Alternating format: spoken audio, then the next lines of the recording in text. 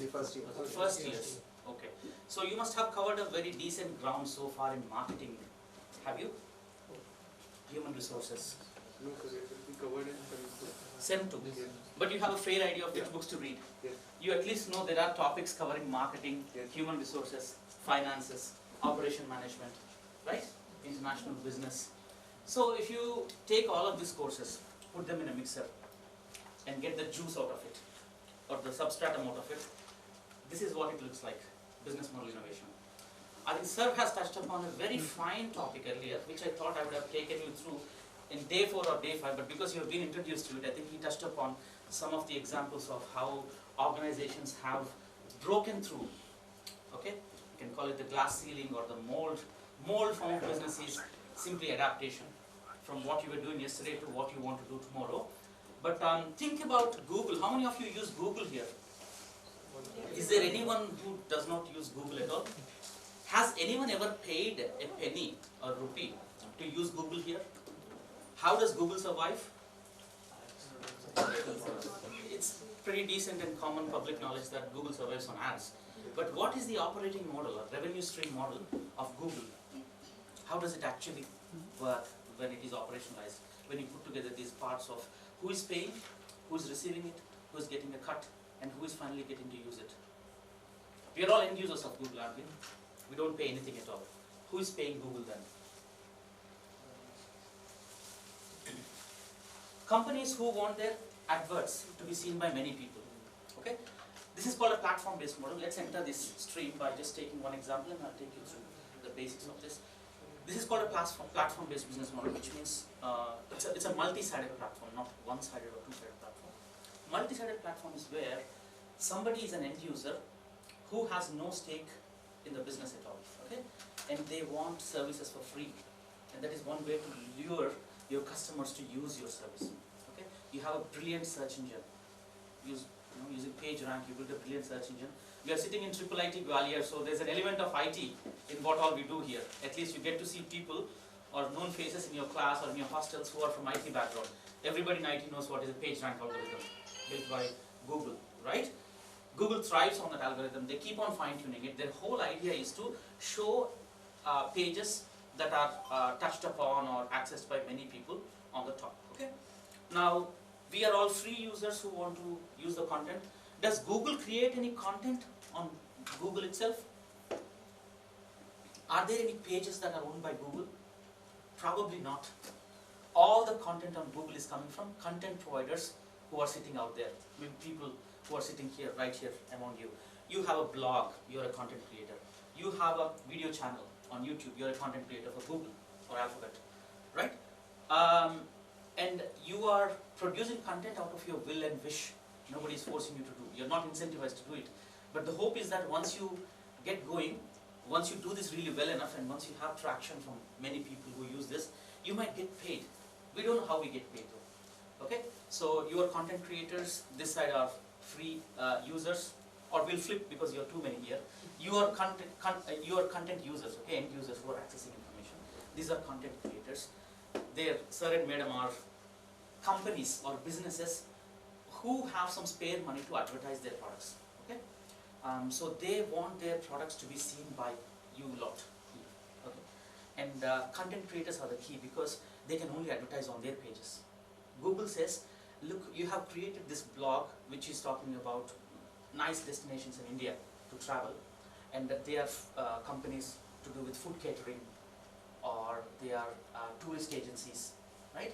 They want to advertise their brand on these pages, and Google comes to you and say, Professor A wants to advertise, business A wants to advertise on your page. We'll give you some portion of that. Would you be willing to allow us to advertise? Why not? Money is coming off free. I'm passionately doing this myself. So they get to pay a few dollars of what they earn from advertisement income, and both of them are happy, and you lot are extremely happy because you get to see which are the best places to go to on your holiday and where to eat, which travel agencies to use. Okay, that's how Google is working. And this was not possible before unless you think of this in terms of a business model. Business model is kind of a logic, how you put together things to create value for you guys, okay, and capture that value back by gaining some revenues from you, called revenue streams. and using my own platform, refining my page rank algorithm, which takes a lot of money. You guys or your colleagues who pass out of IIT Gwalior or IIIT Gwalior might end up working for Google at some point. You might see here and there, some of your colleagues have ended up in Google. What they are going to do, they are going to refine that algorithm further. Okay, they spend a lot of money paying you. I was asking sir at the breakfast table today, what is the highest package one of your colleagues or students got in the recent years? He was saying it ranges between 15 and 60 lakhs, which is phenomenal. Okay, Google pays that much to hire people like you, sharp brains, sharp minds, and then they refine their algorithm. So that is their cost structure. Ultimately, this put together is the business model.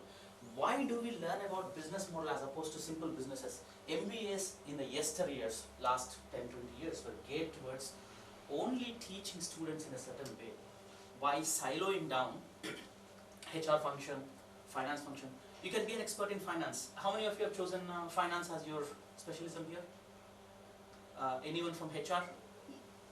Anyone from operations management? Okay, good. Okay, but MBA gives you breadth of things, not depth of things. Okay? Business model is even broader. It doesn't provide too much depth, but it amalgamates so many things to put them in a place where you can understand the bird's eye view. As sir said, drone's view of how businesses function. When you know how businesses function, let me tell you one example. Like you, I was a bachelor's of technology graduate back in Hyderabad, long time, let's say 2007, and I got absorbed by MNC company like Infosys. I was working there for 2 years. I keep on working on this sprint after sprint, coding and programming, but never got to know what is upstream and downstream. Who is paying for this? How this is materializing? So an MBA can solve this problem. That's when I went to UK to do my MBA. I was otherwise a mechanical engineer, and then MBA opened up a lot of opportunities for me. It in fact opened my eyes to possibilities where businesses are really keen to change what is the status quo in the market. If you don't change or transform, everything is very close. I boarded a train yesterday. I took an 18-hour long train journey. This is one of the longest ever journeys in my life. I took this near Warangal, Kazipet Junction, Telangana Express, and at every step of the journey, I had the option to choose which caterer, what food I'm going to eat, and get it delivered to my train's doorstep. This was not the case quite a few years ago. Status quo could have been maintained if somebody did not step up. Businesses did not think about change, nothing will change. Okay. Then I thought in my career I need some change. I wanted to understand things at a bird's eye view. Then I did my MBA from Cardiff, University of Wales, and then I did my PhD at Aston Business School. I have another fellowship, faculty development program from Wharton, Pennsylvania University, and then I did an executive education master's from Harvard Business School, Boston, USA. I'm a fellow at Higher Education Academy, which is sort of a certification that you are a label teacher in the UK, lecturer in the UK. Okay, and then I have a visiting fellowship at Exeter University, and I do project management. I don't know if you're aware of Prince2, but it's a gold standard in the UK to run massive projects. And I was in the industry for about 10 years before I came to teach at Aston University, okay, after my PhD. So these are some of the companies I work with, some household names. Most of you might be aware of Rolls-Royce. What does Rolls-Royce do? Anyone? So jet engines. Wow. I think this is the only class, even by standards of where we teach at UK, who unanimously said they manufacture jet engines. Most of them say they manufacture cars. Any leads? Why you said jet? You must have read about this before. Why did you read about? Where did this come across? How did you come across this idea of RR manufacturing jet engines? Is it in curriculum or out of interest or?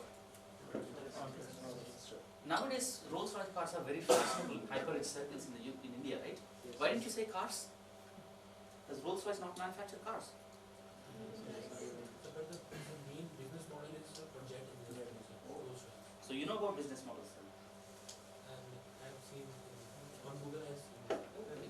But you have not been taught about business models at college yet. Okay. Rolls-Royce manufactures jet engines, yeah? Rolls-Royce used to manufacture Rolls-Royce cars. They don't manufacture them anymore. BMW bought it.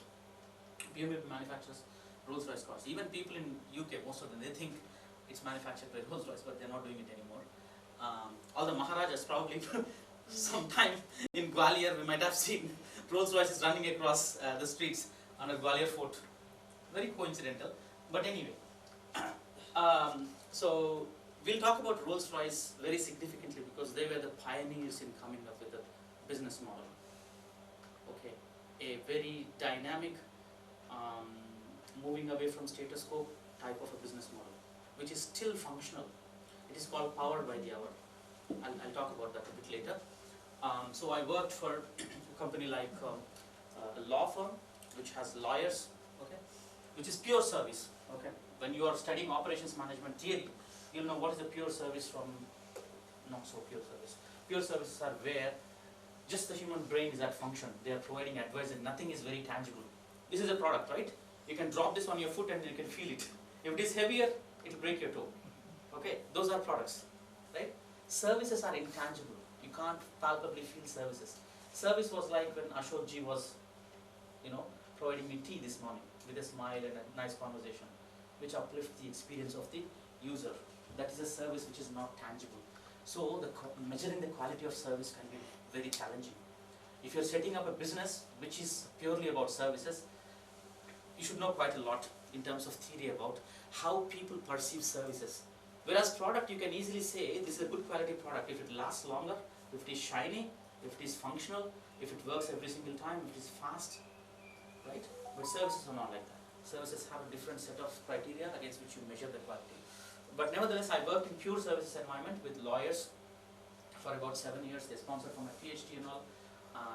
My whole thesis was based on how to improve legal services in the UK, right? I worked with a quasi service and product company which manufactures retail units that go on displays, okay? For products like laptops, toy drones, okay, or other electronic goods. They manufacture these displays. They are based in Cambridge. Origo is a very interesting company. Origo manufactures autonomous vehicles. Can anyone name an autonomous vehicle manufacturer in the world? What is an autonomous vehicle? Autonomous vehicle. A vehicle is something that we drive, okay, which takes us from A to B. What is autonomous vehicle? Tesla, Tesla, very good. But what is autonomous? like self-driving. Self-driving capabilities. You don't have a driver in it. Origo is manufacturing driverless vehicles, not to compete with Tesla, but to handle baggage in airports. I think at least some, if not all, have checked into airports, or might be all of you have checked into airports at some point. When you throw your baggage or at the conveyor belt, baggage will be handled by conveyor belt for some time, and manually people will lift this bag, put it on a trolley, which is called a tug. They drive it to the aircraft and then they load it. You must have seen this is called underwing operations. Origo is manufacturing vehicles which are autonomous guided vehicles. They run on their own accord, even without any intervention from manual intervention, and they closely collaborate with us in order to develop a go-to-marketing strategy for them. Okay.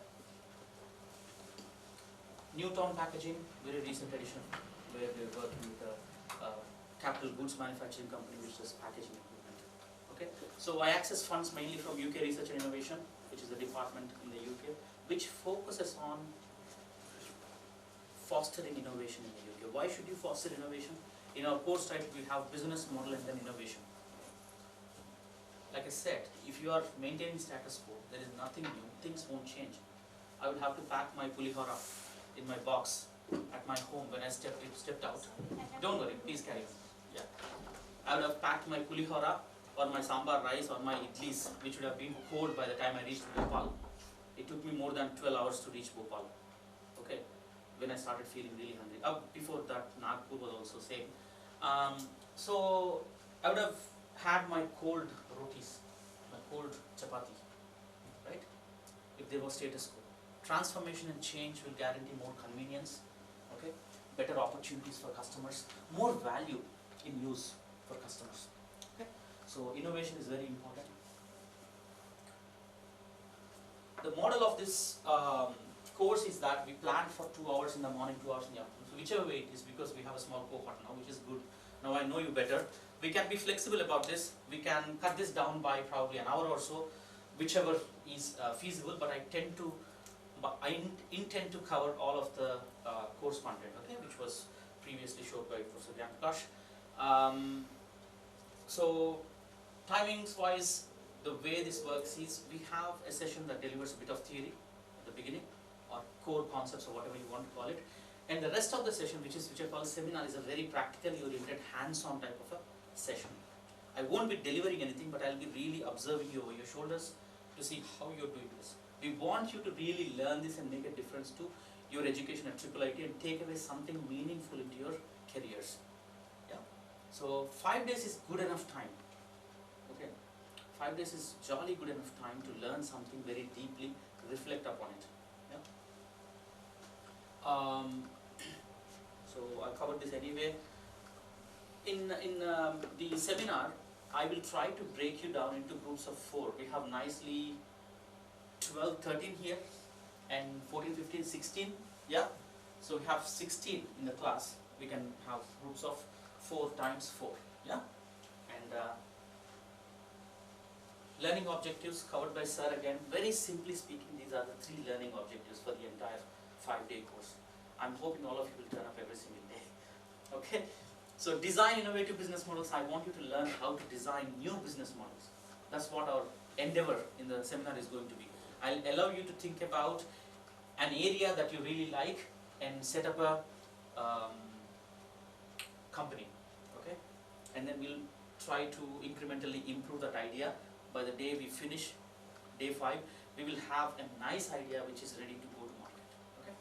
Then apply frameworks to real world problems. These frameworks we'll learn in the class, like Sir has shown you a 2x2 matrix, okay? There are many such frameworks that you are going to learn, and you can directly apply them. And these are not a stray away from what you're actually learning in MBA. These are very complementary to what you're learning in MBA. In fact, if you don't learn these in your MBA, I think you would lose out on the opportunity to reflect on business holistically. You would reflect on business in, piecemeal. Once on HR, once on finance, but all of this put together is a business model. We learn and use these frameworks, and then we try to really foster this strategic and creative mindset, which you learn by the end of this course. Core reading for this course is mainly coming from this book, which is called Business Model Generation. This guy, Alexander Osterwalder, he was a PhD student, and this happened in Switzerland, and he used me as his PhD mentor or supervisor. Later on, he came up with this idea of how to capture the entire business in a snapshot, and he developed an idea called Business Model Canvas, which is the core reading for us. And that's all within the book called Business Model Generation. Okay? And further reading you can use Exploring Strategy, which is also very essential reading. I think you must have covered strategy to some extent this year, haven't you? So in third sem we have strategic management. Strategic management, third sem. Okay. Yes. You're about to come. This will be core reading across the globe. I'm not sure, it might be different here, but most of the concepts are already embedded into this reading. Now let's start with one question. Why some business models fail? Why some businesses have failed? Yes, sorry. Don't worry, don't worry. Is someone waiting? They want to come in? Do you want to come in also? Please leave. They are coming.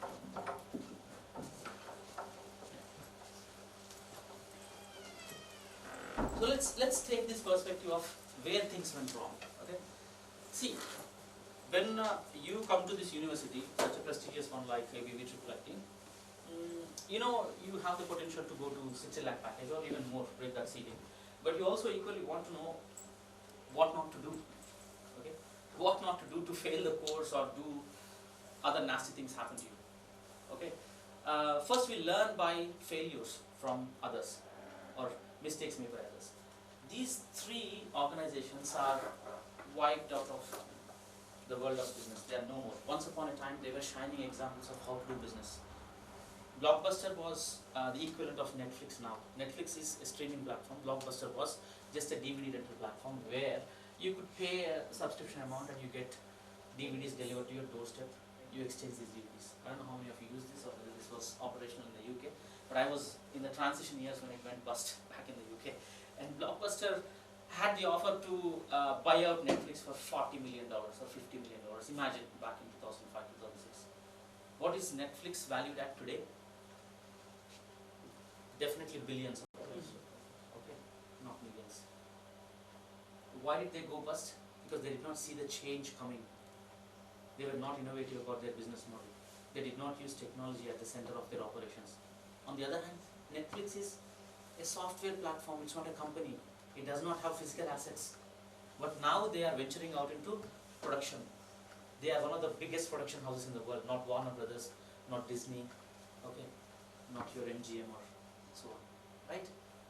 Think about Kodak. Kodak was a pioneer in technology, okay, but film technology, not digital technology, right? They thought if we enter into digital technology, we will disrupt our own market for film, and they were shying away from that, gone out of the world of business. Borders was a very big bookstore. Like you see, if you fly internationally, you'll see W.H. Smith and so on in airports. Borders was a very known name, very visible in airports and other places across the UK. They had, across the world actually, they had about 90,000 stores at some point. Quite a few thousand people working there. Significant market share. But they were out because Amazon Kindle has wiped them out. Right? Amazon wanted to tie up with them. Amazon again is a software company. It's not a physical brick and mortar bookshop. You can get any book you name online. Yeah? Borders could have ventured into online sales of books. They never did. Okay. So failing to change, failing to understand how technology can take over your operations, or trying to adapt to market needs can completely wipe you. That's one thing we learn. And I want you to open up your phones. I think most of you have your phones. Can you please try and scan that code? Or go to VBox.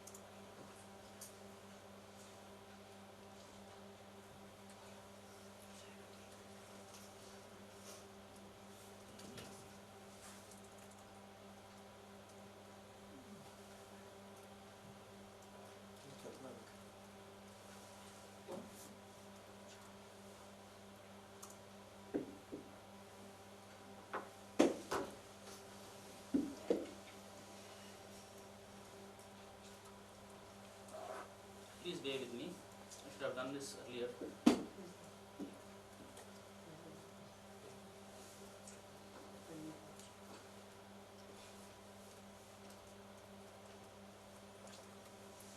Have you all managed to enter?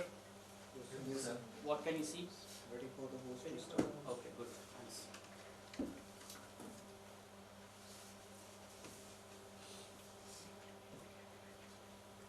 Have you used this platform before? No, sir. It's simple.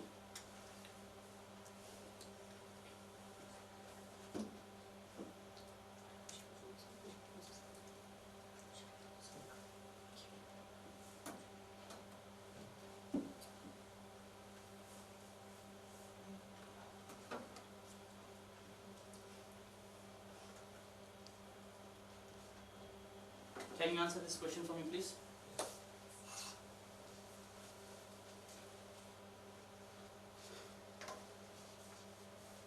Name 3 entrepreneurs that you know of or you admire.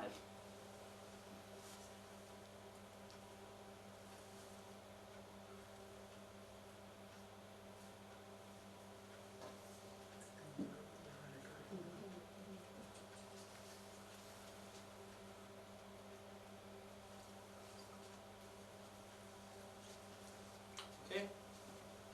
Shall we start seeing the results? I don't want to rush you, but I can see 17 of you logged in. Let's try and enter any names, 1 or 2 names. Give a space when you're entering. It doesn't have to be 3, even 1 is fine.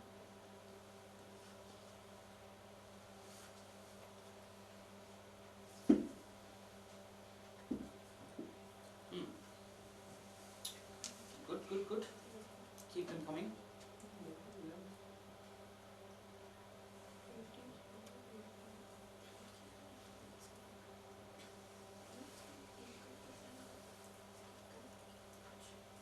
Someone definitely got confused between Bansal and Goyal. Never mind. Totally fine. Keeps happening. Yeah. What did Piyush Bansal do? Anyone? Lens. Lens Lens. card. Lens. Lenskart or Flipkart? Lens card. Lenskart. Who owns Flipkart? Who's the guy? That's right, Google. Yeah, please. There are multiple forms of co-founders. I think there was It was Guinea brothers who started it, but now it is taken up by a big firm. Walmart have acquired it. but the idea was the same as Amazon, wasn't it? Yes. Was there anything new about it? Okay, fine. Okay. Let me share this with everybody. Whether I can share. Sir, how to move this to the presentation? Yeah. Okay, this is what we got. Still a very decent lot of entrepreneurs. Ratan Tata stands out. Amazing. A lot. Tribute to that person from us here. Having shown that name in gold, which is amazing. So the other question leads into this. We'll spend some time discussing that also. But we want to see why. Please answer the next question also. Then we'll have a quick chat about.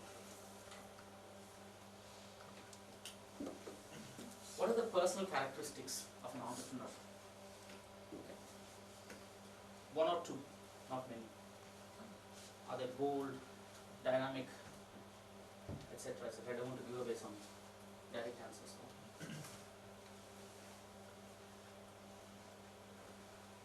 Is this your standard booklet for everyone has this? Okay. What was this? Okay. Do you buy this from stationery or? Oh, is it here? We have provided. Oh, nice. Thank you. This is some value, some incentive for customers to keep appearing. I'll take some notes or feedback.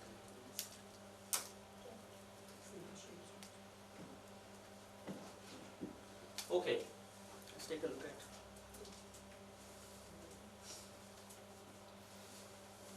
the answers.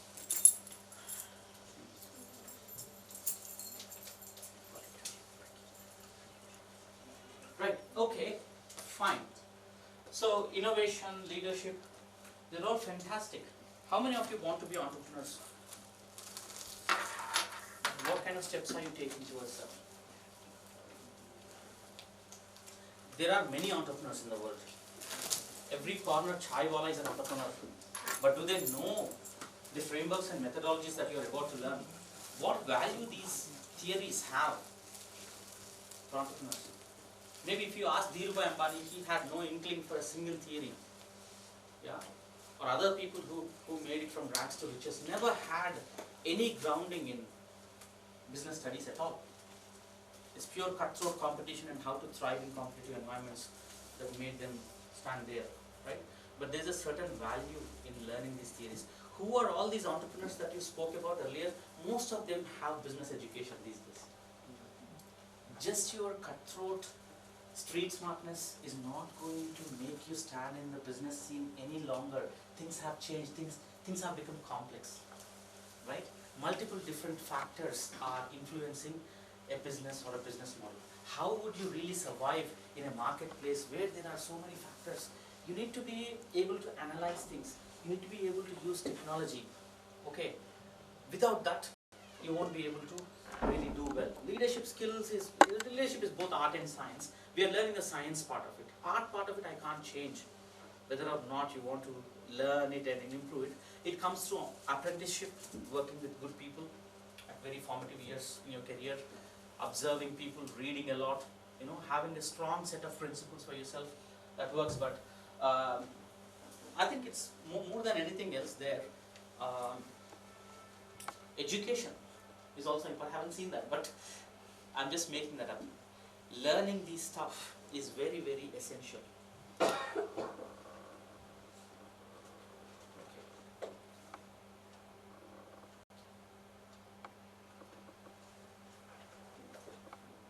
Okay.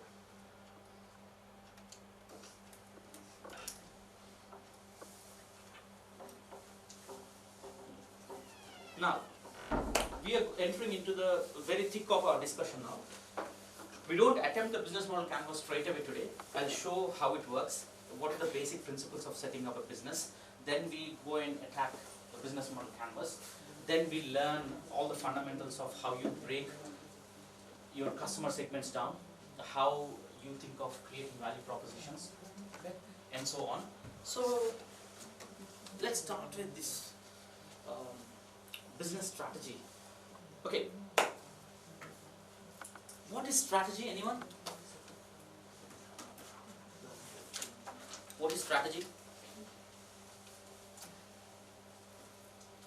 Yeah, say it out loud. Yeah, what is it? Maybe a plan to achieve something. How many of you are watching the 5-day test between India and Australia?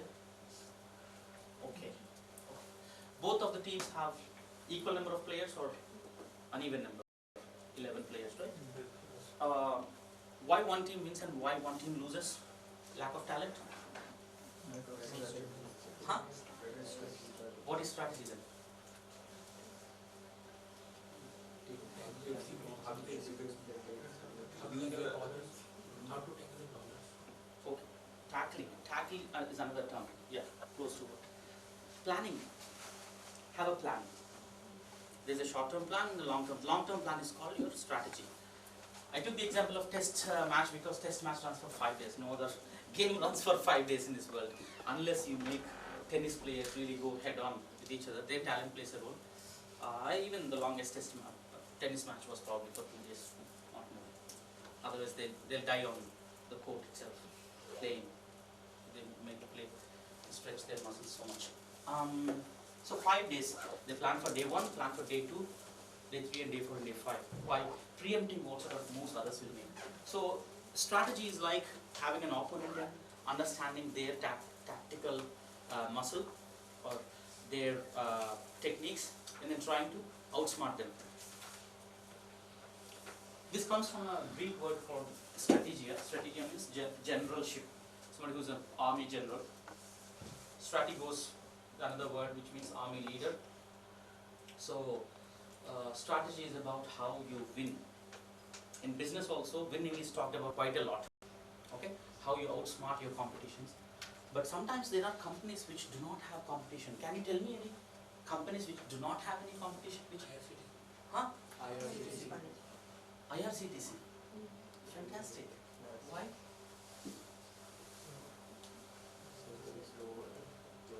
It's a state-run operation. It's a monopolistic environment, right? Either you have to really become a monopolistic player, one player, without any competition. By regulating, you will not have competition. If you deregulate the industry, you'll have many competitors. Is competition good or bad in the marketplace? How many say it's good? How many say it should be avoided?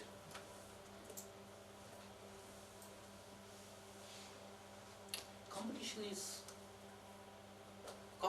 good. That's when you tend to transform the game or stretch yourselves further, push the limits of innovation, bring something new so that people like that over the other product. In what ways can you compete in the market? There are only 2 ways you can compete in the market. Anyone? Did you study marketing yet? You should know. There are only roughly 2 ways to compete in the market. One is either you are a cost leader in the market or you are a differentiator in the market. Isn't it? What's the other one? Cost leadership is again pricing only. You're doing things at a very, very low cost that translates into lower price for your customers. Okay. The other one is differentiation. You're providing things at a very, very different level compared to your competitors. Okay. In what ways you can transform this product? if you have to be a differentiator, this is a clicker, simple clicker. How can you distinguish this product if you have to manufacture a new clicker? I've been to many places, many different nations, traveled a bit.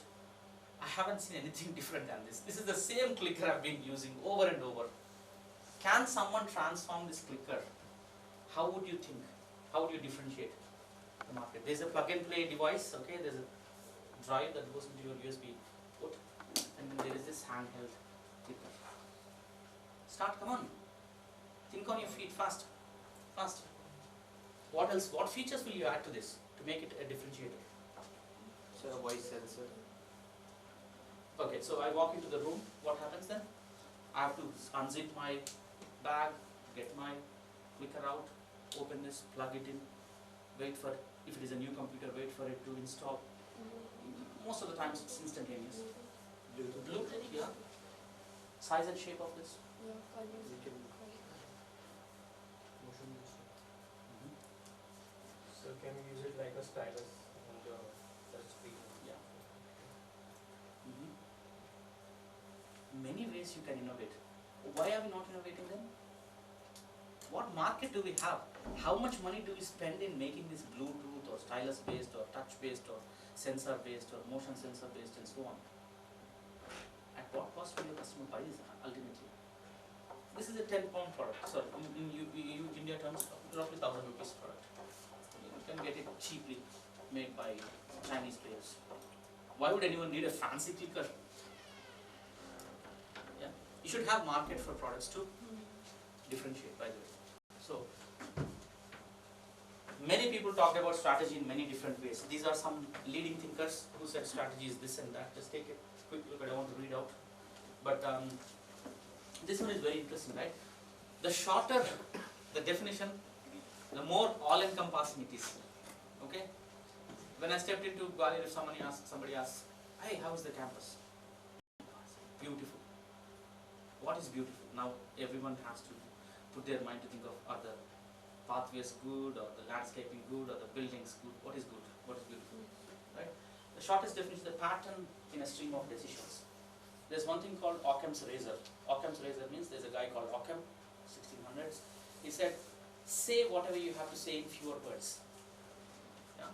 It's a philosophical distinction where you can talk 2 pages about one thing rather than condense and boil it down to 1 or 2 sentences. So you can think of it as a pattern in a stream of decisions. I haven't met any of these people. I think some of them are non-existent. But recently my colleague whom I work with, Mr. Franklin, he met Michael Porter. You know about Porter's 5 forces? Yes, sir. Yeah, same, still in Harvard. He's talked and written about a lot on strategy. So, strategy, simply put, is a long-term direction of an organization, okay, or a plan that the organization has. So, you can enhance the management of an organization by enhancing the quality of its decision making. It can allow you to facilitate coordination and by pursuing long-term goals. One classic example that has recently made it to textbooks is Tesla. This is not my example. I would have rather given the same example if you asked me about strategy, or maybe older ones. But already Tesla has made it textbooks. Can you believe this? Textbooks are, at least they say, 20 years older than what is happening currently. At least in my time that was the case. We were reading the same textbooks from 70s, 80s, 90s. Nothing much has changed back then. Now things are changing at a very faster speed and scale. Okay, Tesla made it 2 strategy textbooks. That exploring strategy, that's where I got this from. So what is their long-term strategy? Tesla is the most valued company in the world now, or there and thereabout. Tesla was literally a nobody quite a few years ago. People were waiting for Tesla to crash completely and then go out of market because they took quite a few bold steps. Their strategy was very incremental. This was quite old actually. I think this is at least 2-3 years. Yeah, 2020 statistics. You can find very new statistics. You can spend some time looking at this. Still most valued company. This was just after they broke through that ceiling and then they made it to the biggest, largest capital any company has. Net losses of that company, look at that. For how long was that? Downward trend is what? Below the x-axis, negative profits, losses. Every year on year they were making 300, 400, 800, 700 million dollars of loss. How would a company survive if you make that much loss? 1 year a public service company, public limited company in India makes a loss, government thinks of selling it off. Yeah? Quite a few steel companies have been wiped out. Quite a few public limited companies, LIC has been wiped, although it's a profit making business. Think about this kind of loss. They made losses as a part of strategy. You know, sometimes you play to draw in test match. Yeah? You never play to lose. That's a different game altogether. But you win, you play for a draw. They know that they are going to make profit one day. Yeah. Now it's one of the most profitable, most valuable companies. And their strategy was very, very simple. First they got this car called Roadster. Okay. They sold enough number of cars to make some money. They invested back into making another car called Model S. They made more number of cars, enough to make certain level of profits to reinvest money into R&D to make Model X. They made certain number of cars at a higher price point. Model X is the most expensive in the lot, 100K plus. And they sold equal number or more to make a certain kind of profit to reinvest back in Model 3. Okay, Model 3 was there in the market, is still in the market. With that money, they came up with another 7-seater called Model Y. That's the plan. Plan was very well executed. They could have stopped anywhere in between. Okay, so their whole point was enter at the high end of the market where customers are prepared to pay a premium price, because electric cars are premium. They have self-driving capability, they have whatnot. Invest in R&D to drive down the cost. Again, where we are going back, cost leadership. What is cost leadership? You are using your operations management expertise to manufacture at a very lower price. You're organizing all your operations in such a way that everything is streamlined. You're using robotic arms and so on, automated process, manual labor is low, because human beings are very unpredictable, stochastic. One day they come to work, one day they don't. We have 35 registered participants, some of them dropped out. Human behavior is unpredictable. Okay, so if they don't come to work, what happens? Production has to stall. So automate it. This is quite a few. This is kind of maverick type of mindset. Okay, and they lowered the prices based on their cost leadership on successive models.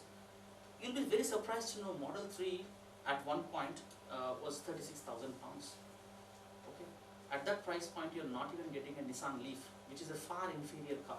I'm just talking examples here. Okay, you don't have to know all this, but which one would you buy? If very superior clicker is priced at 1,000 rupees and a less, innovative clicker which is very, rough to handle is at 1,500 rupees. Obviously, you'll buy the first one, right?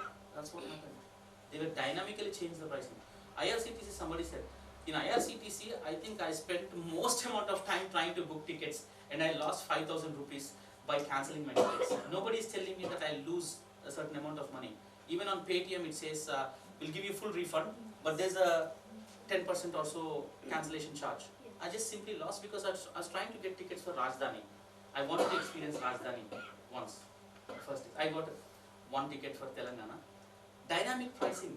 Dynamic pricing is changing by the time and the amount of users that are looking for tickets. Okay, it's a clever algorithm, right? In cars, imagine if there is dynamic pricing. We all know there is something called ex-showroom price. If you go to buy a car or a motorbike, always that is stable in Delhi, in Gwalior, in Bhopal. Yeah? But what if it is changing depending on who comes to buy? Okay? And recently we realized, I think somebody was showing, that if you buy tickets or things on iPhone versus Android, there's a price difference. Because iPhone users are premium users. This is all dynamic pricing. Okay. Recently I met the chief strategy officer for Air France at a conference. He was saying we use this dynamic pricing and we factor something called affordability of passengers too.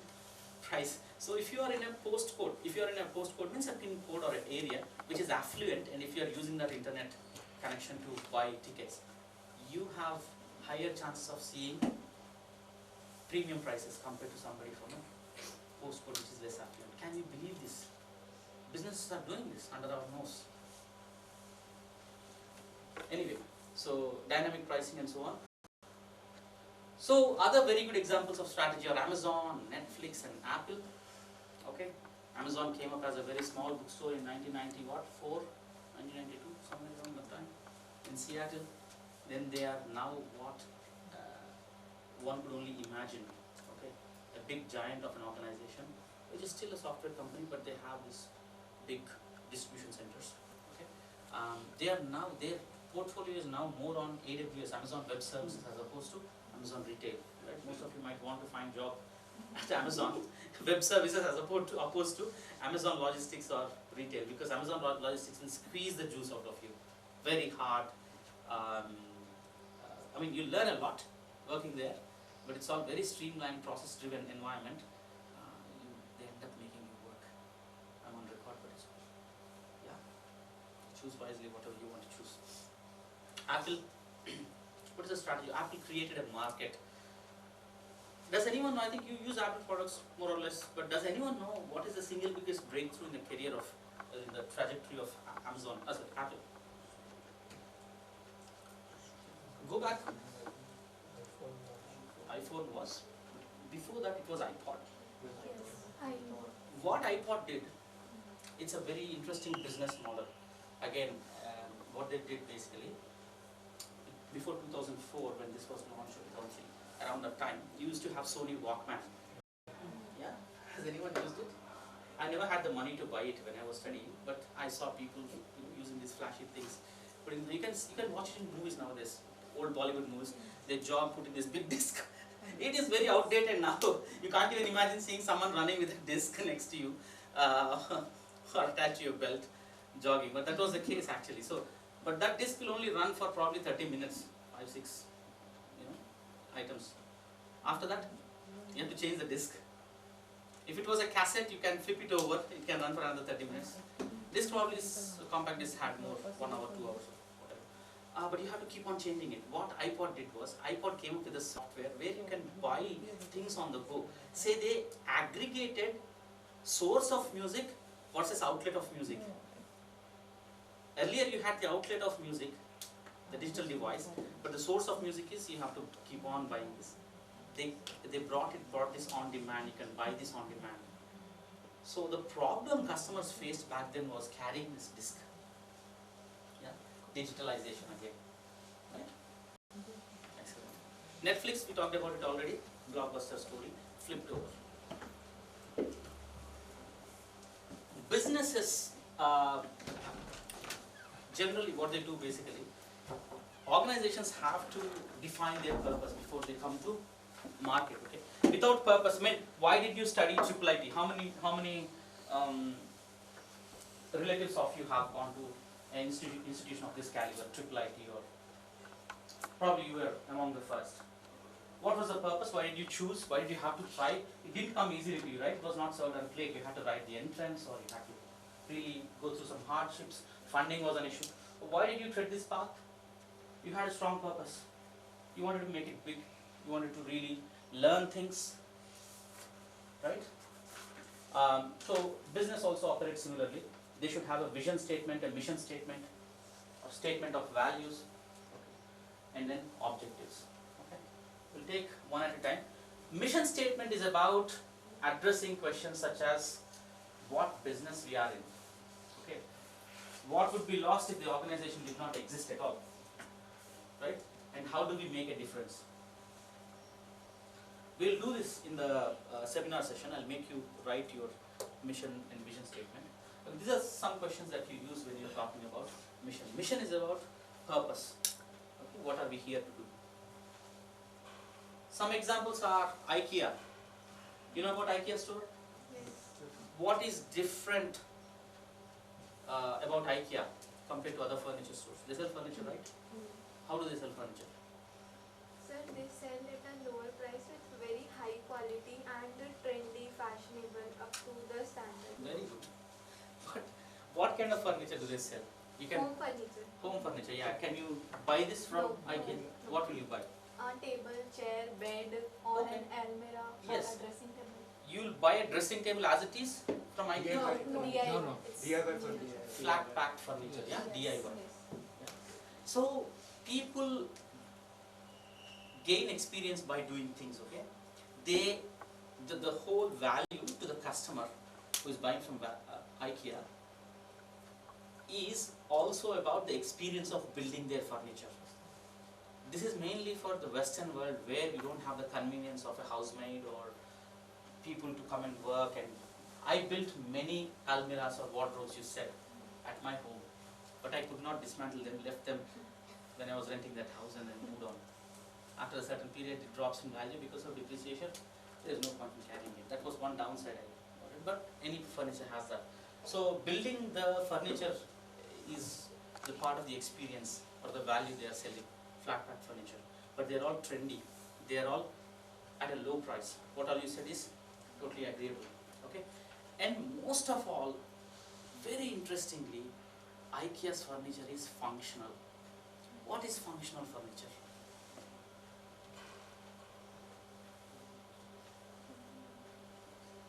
Is this functional? Is this doing anything at all? What if I can fold this and put it back? That is functional. It is serving a purpose whenever it is needed, otherwise it is lying somewhere in the corner. Most of their furniture is foldable, portable, nested tables, okay, retractable, collapsible. Yeah, that is their mission statement. They say to offer a wide range of well-designed, functional home furnishing products. Probably no other furniture store has this functionality embedded into the mission. Okay, and they are living that true to the name. Functional home furnishing products at prices so low that as many people as possible will be able to afford them. Why was it a big hit when it was launched in India? Firstly, because it's Swedish manufacturing. Swedes are known for their minimalist. On the other hand, I might have to disagree with you slightly. Quality of the products is they're not good. They are made from chipboard. Okay, most of you know what is teak furniture. Does IKEA sell teak furniture? But IKEA's furniture is sustainable. It helps the earth. On that front, it is qualitative. Okay, but the teak furniture or the rosewood furniture, maybe I had in the dining table or the sofa set at my place. It's neither functional. It is very ornamental. It is expensive to make. It gives you another perk of what is it, exclusivity in your society or friends. But IKEA is equally good looking, straight lines, but made out of chipboard. Once you dismantle it, it goes to recycling. But my teak furniture cannot be recycled. Okay? So that's functional furniture. It's a stool and it's a hanger at the same time. Okay? It's a bed and there is a closet storage at the same time. That's called ottoman bed. Very famous. TED. What is the mission statement of TED? Spread ideas. Very simple. Occam's razor. Spread ideas. Okay, that's what they do. So your business, as you set up this afternoon, we are talking about, should have a mission statement that is very punchy, very true to the mission or objective that you want to achieve. Okay. Think about any examples from the Indian subcontinent for mission statements. Okay. Think about what is the mission statement of Zerodha or Zomato. Okay. Google them and find out later on. Or how many of you hailed a Blue Smart cab? You know Blue Smart? Blue Smart is an electric cab taxi service that was set up by an alumnus, who is one of our students from Aston University.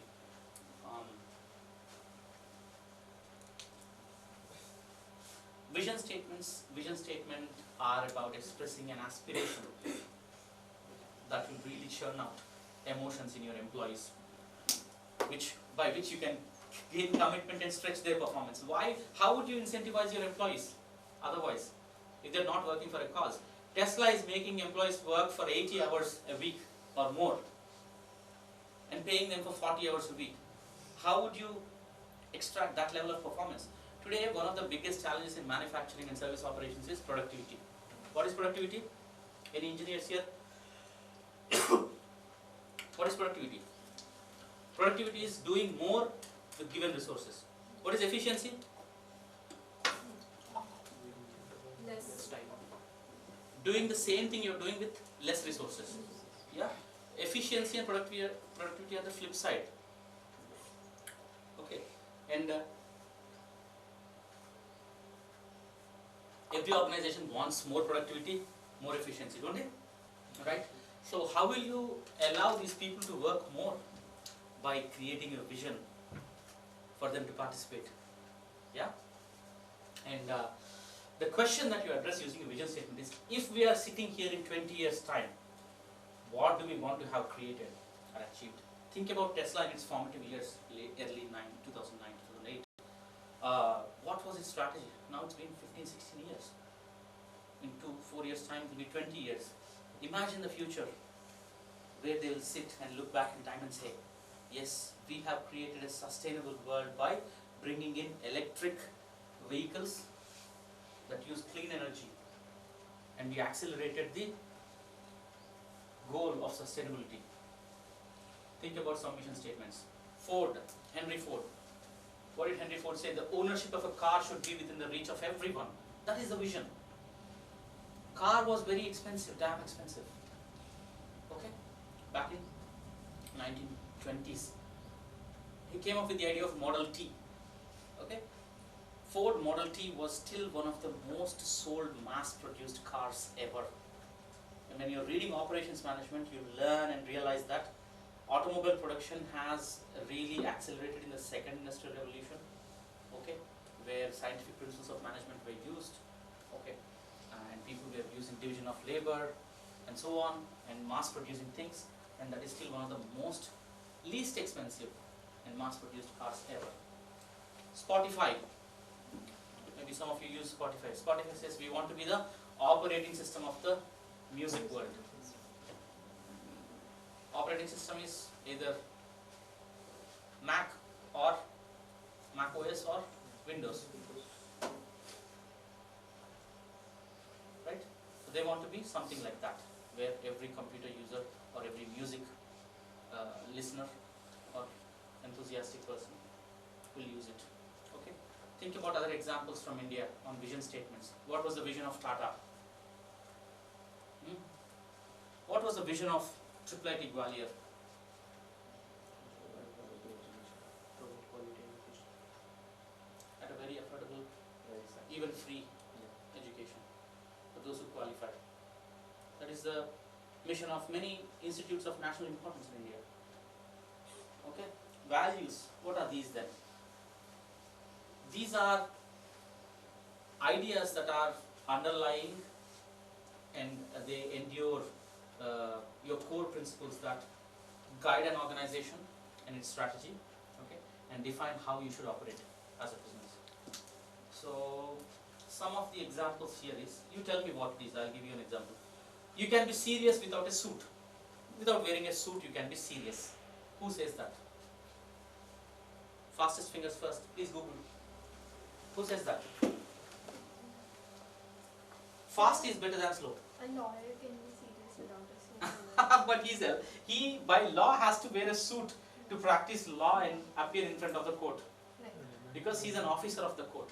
Lawyer is not a commercial person. Lawyer cannot shed a suit away. It is a requirement by law. Okay. Anyone? Who says that? Huh?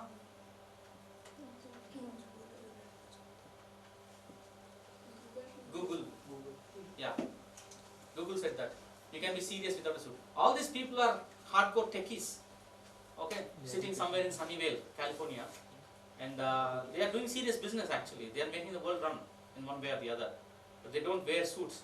Instead they carry their pet dogs to workplaces. Okay? They go in shorts. They do all sorts of things, right? Fast is better than slow. Again Google. Yeah? Democracy on the web works.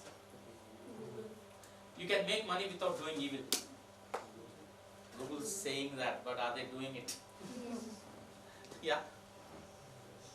Commerciality overtakes values sometimes. Yeah. That's when people get to appear in front of Senate or somebody and take all the hit, all the blows. And they're made to take those blows who happen to be an Indian CEO. Okay? Anyway. Are these values enduring? That is one question. I think Tata lived up to that for such a long time. That value system runs through the organization's DNA and has been running for very, very long.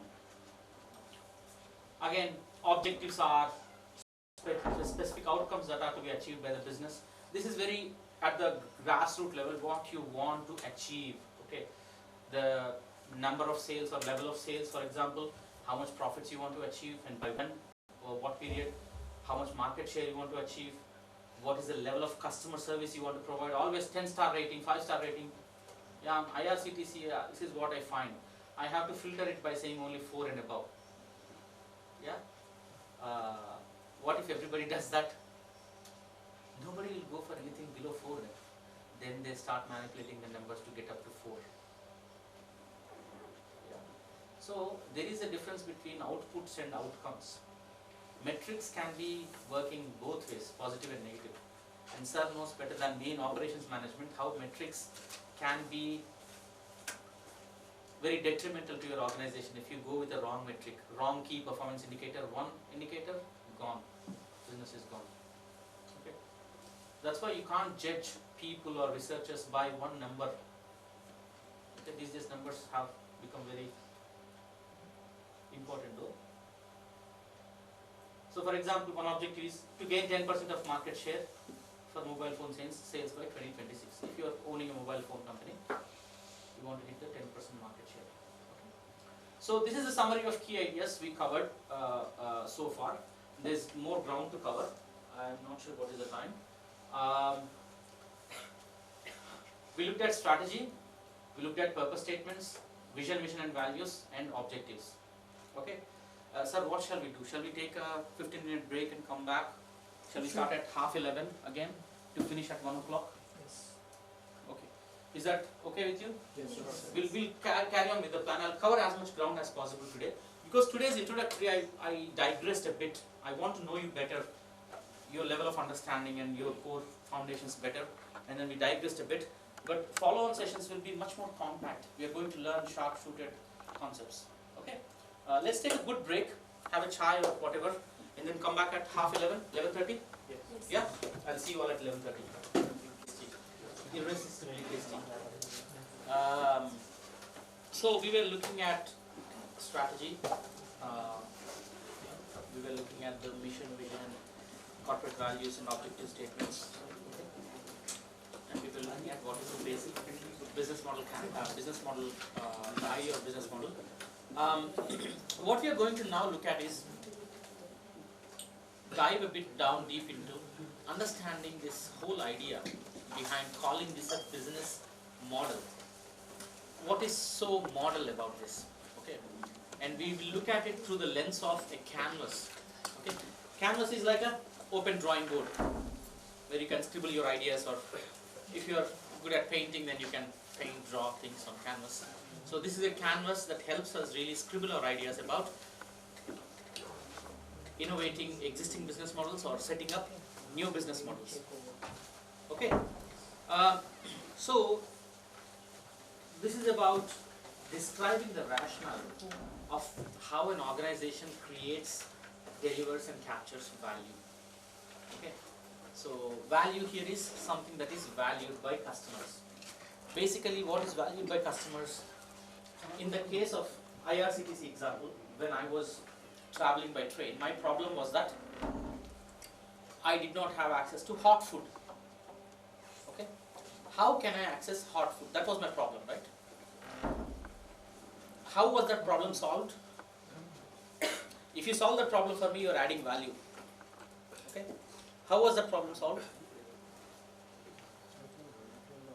So IRCTC collaborated with stations like the restaurants which are there in the station, they can directly provide hot food to the We already solved it. Yes. You already solved it. I'm talking about time when I was carrying cold food in my lunchbox. But after a certain point of time, that cold food can go stale if it is more than 18 hours. I don't want to poison myself by eating stale food. So it's a major problem. Okay. So they solved it by collaborating with The restaurants. partner institutions. It could be network of restaurants, network of logistics providers who carry this food. Restaurants are good at serving customers in store. What about carrying the food away, delivery? That requires a separate network, right? Yes. Yeah, collaborating with aggregators. Aggregators came into picture by moving stuff from one place to the hands of the customer. This is also called last mile delivery in operations management, right? So last mile delivery is a very big thing now in India. So solving that problem for customers in a way you create, deliver and capture this value is called the business model. So it's an amalgamation of quite a few things. It is not a very linear idea.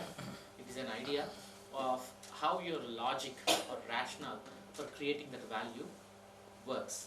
Okay, sorry, my back is facing to you. I'll try and get up in a short while. Let me just change this over to a couple of slides. This is a famous analogy or example that we use when we try to understand a business model. Okay, so take the same IRCTC example. What does the customer want in that case? Customer want their need for food to be met. Need for freshly delivered food. Okay. If you take the example of what is that you see on the screen? Drilling machine. It's a drilling machine, right? Okay. It's a power tool. You use electricity to drill holes in wood or walls. Especially in the Western world, a lot of the work in the house you have to do it yourself. It's called DIY fashionably. Someone rightly pointed out the example of IKEA. You fit your own furniture and you drill your own holes in the wall. To drill a couple of holes in the wall to hang some pictures or a wall clock, should I spend 100 pounds on a drill bit, a power tool? Roughly 10,000 rupees. Just to drill a few holes in the wall.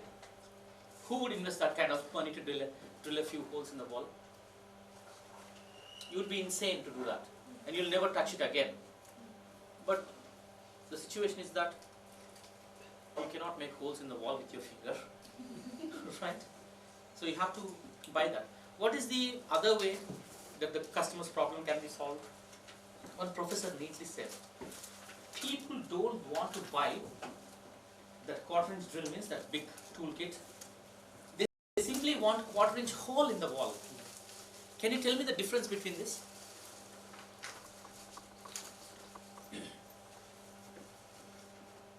What is the difference between this?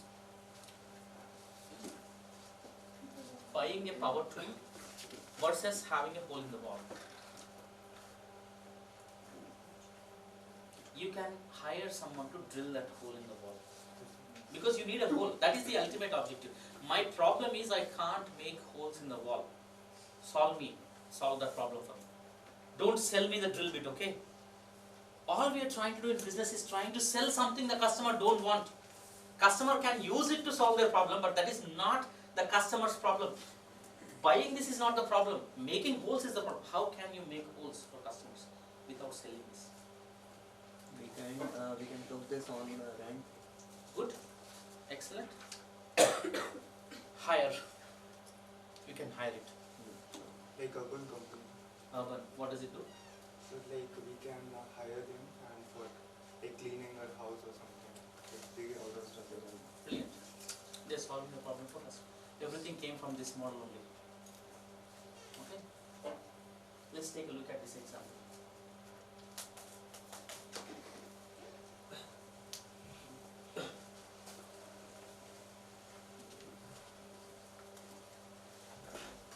Rental bikes.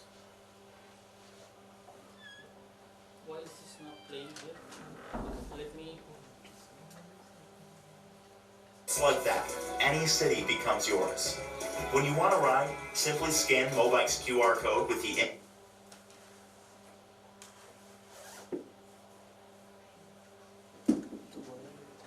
Okay, let's take this. Mobike is changing transport for good with a network of more than 8 million bikes, meaning you can pretty much find one just by walking down the street, looking out your window, or checking your phone. Signing up is even easier than riding. Just download the Mobike app, set up your payment method, enter your phone number, and just like that, any city becomes yours. When you want a ride, simply scan Mobike's QR code with the in-app scanner, and your Mobike is unlocked. Then you're on your way. To the beach, to see your friends, or wherever life takes you. And when you need a rest from discovering the world around you, just park your Mobike responsibly in a public area and close the lot. Have the power to go where you want, when you want, 24 hours a day, every day, all over the world. Mobike. What's innovative about this business model? ज्यादातर working professionals को मेरी ये बात अच्छी नहीं लगेगी. What's innovative about it? People don't have to buy a vehicle for mobility. Very good. Excellent. What is the problem there? The traffic, one problem is traffic. Secondly, every time they have to buy a new vehicle, like we have to have a vehicle to travel from one place to another, and then like these kind of tricycles or bicycles, they actually help to reduce traffic on roads. Sir, other problems were petrol, the rising prices of petrol and the lack of parking spaces for personal vehicles. That these bikes. We have a similar station in our college also. Okay. Yes. Very good. No What need about- to pay the maintenance charge. Okay, good. Excellent. I could have not articulated further than that. Very good. So these problems are simply solved by allowing the customers to rent and access a bike on fingertips. Yes. How many such business models do you know of which allow you to scan and access services? The same concept is in Gwalior, but it was failed. What? Yana. Initiative by government. How would they unlock the bike? No, The it's same process, concept, the same scanning process. and there's a P2P. Scan and pay and you can do it. They took this a little further to another level, that they can unlock cars also with this. Yeah. In US it's called zip car. Okay. You can rent a car by the hour. Interesting. Sir, in metro cities we have Yulu. They provide us battery vehicles. Okay. So the delivery persons there are using that model, Yeah. and it is very effective. Amazing. Very good. So this gives us a gist of what is a business model. That is something new. And what is the revenue stream here? Revenue stream is basically how you get money as a business. Revenue stream is The subscription of They charge per RTP. charge per use. Okay, that's subscription. And you can pay subscription fees also. If you pay subscription fees, then you might access this for less price per hour, or there might be some free hours every month or week. Okay, and you keep on paying a certain amount of price regularly to access this, and this is useful as a subscription if you are a regular commuter from train station to here or here to somewhere. Good. Nothing new about this. You know all of this, right? But think about days when the scanning technology was not there. QR code. Technology has been quite game changing for us to conveniently use a lot of these services. Okay.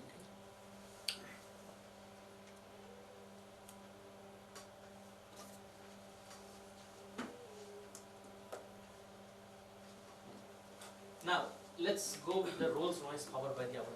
I think someone pointed out already. This is one of the pioneering experiments on how to convert a product into a service. Okay. Now, earlier, the Mobike was mobility as a service. They are providing you mobility as a service. The drill example where you could hire the drill for 2 days, pay just for that, and then return it. That is called convenience or drilling holes per use, whatever you want to name it as. This is called power by the hour. What Rolls-Royce does, it manufactures jet engines, or whatever you see there on screen. And if you buy them outright, you might end up paying a few £1,000,000 or £1,000,000 or whatnot. Expensive. Airlines do that. But what they do instead is they rent these. And when they rent these, who looks after the maintenance of mobile? Are you going and cleaning the bike once you park it there? What happens if there was a scratch on the bike? Are they asking you to pay any price? Okay. What if one of the tires was deflated? Are you going to repair it? Are you filling any air in the tires? Are you oiling the chain, lubing the chain? Not doing anything of that sort. The whole maintenance is then pushed onto the shoulders of the service provider. So here they are simply renting out these engines, because in high-tech products like this, where sensitive engineering is there, you need experts to maintain it. As an airlines operator, your job is not to hire engineers and pay them. Your job is to hire pilots or cabin crew, okay, or baggage handlers and so on. Your job is not that of a tech company. You're a service provider. So let the tech company look after these problems, engineering company look after these problems. So then, as a result of this, what they did basically, instead of selling engines, they started selling power. How would you sell power? You only charge them by the number of hours this equipment was in use. When it was grounded, when it was being maintained, airlines is not paying them price. So the service provider has to be on their toes, make sure that the engine is never grounded. Make sure that the engine is always fully functional. In order to do that, they have to monitor the engine's health remotely. When it is flying, when it is static, they need to know when this is going to break. What is the break point of this? After how many uses this starts deteriorating? When will the next maintenance schedule be? How can I avoid failure? By using sensors, okay, and technology to work together and find out the next schedule and go and do it proactively, not reactively. There's a difference between doing things reactively and proactively, right? When it is grounded, going and doing is only like firefight. You are avoiding fire altogether. Okay, so that's how many companies are doing predictive maintenance. Okay, yeah, and they are selling the power, not the engine. So here the whole point is how Rolls-Royce has made it possible.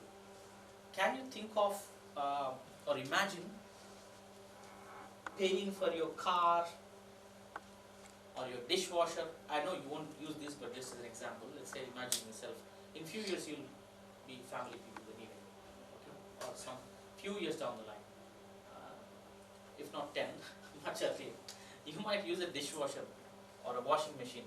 Imagine paying for the washing machine only when it is working, rather than buy a washing machine for 50,000 rupees and then make it sit there, only do your clothes once in a while. What if you only pay per use? So similarly, we are paying for the gas, the electric oven, that is gas line, Avantika gas line. We are paying only for whatever we are using, the amount of gas. They are fixing it in the homes for free. Pay only for how much amount you are using the month. Okay. What about the price for the capital equipment, for the oven itself? How are they? No, they are fixing it by themselves. Okay. Maybe they are charging a little bit extra for gas. Something should But be. it is very less as compared to the LPG cylinder. There is some payback involved in it. How long will you have to charge that marginally extra price compared to LPG so that you break even for the price of the equipment itself? That's a good idea itself, isn't it? Yeah. Similarly, things happen in the West where you are paying monthly for your mobile phone contract for using the number of minutes or data in it, not the phone. They say phone, take it away for free. but they get you tied in for longer. These are called freemium products. Okay? Next, what was Rolls-Royce doing differently?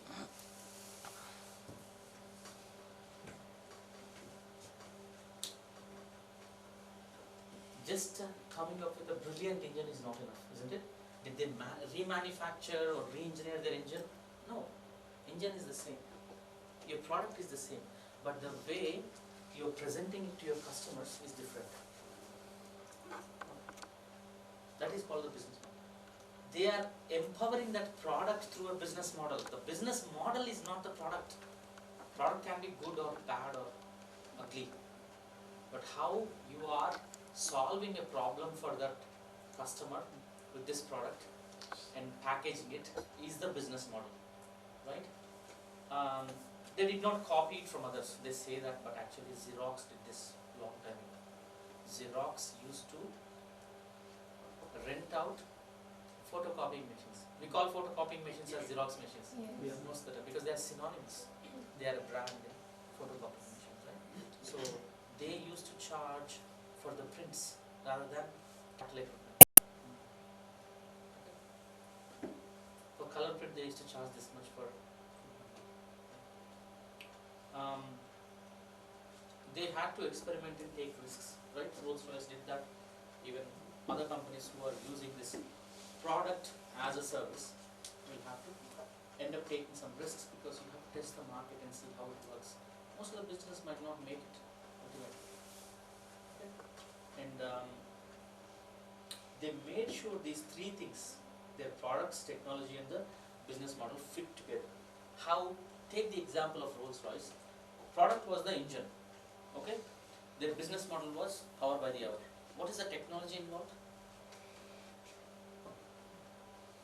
in making that business model work? How will that business model be successful? Rolls-Royce business model.